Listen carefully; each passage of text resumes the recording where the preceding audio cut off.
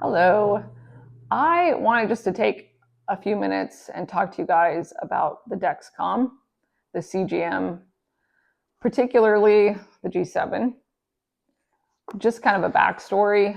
We have a 14-year-old son who is a type 1. He was diagnosed, it'll be 5 years ago, July 1st.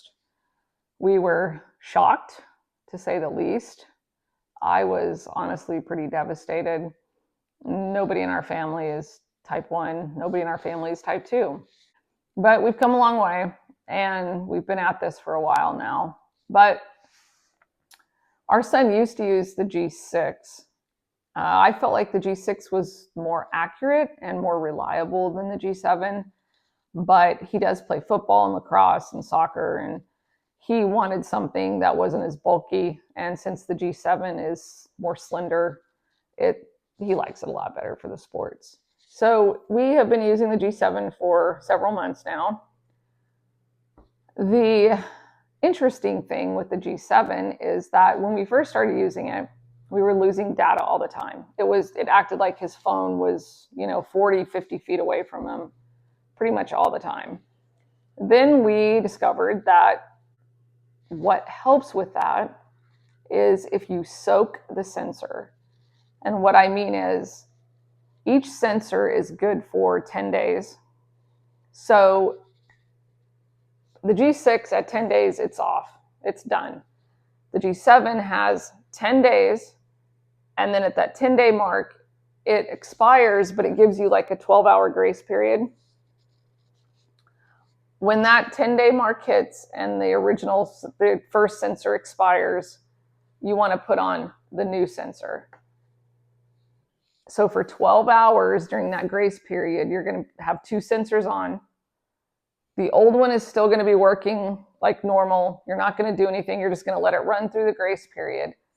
The new sensor that you put on, you're just going to let it sit. You're not going to activate it. You're not going to scan the code. You're not going to do anything.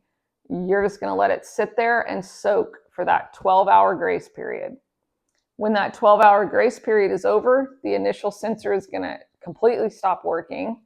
And at that point, you're going to start the new sensor. You're going to scan the code or enter it in or whatever you do.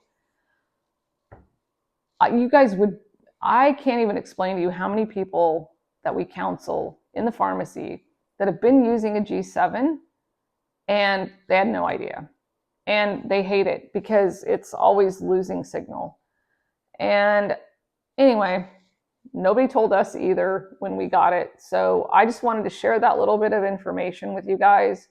If you are using the G7 and you seem to lose data a lot, try the whole soaking the new sensor for that 12-hour grace period. And let me know. I'm just kind of curious. Well, I'm kind of curious about a lot of it. So I'm curious if you guys use the G7. I'm curious if you like it. I'm curious what you think. If you knew about the soaking the new sensor, if you lose data a lot, and if you didn't know that you were supposed to soak it, and you do that the next time and it actually works better, let me know. I genuinely want to know.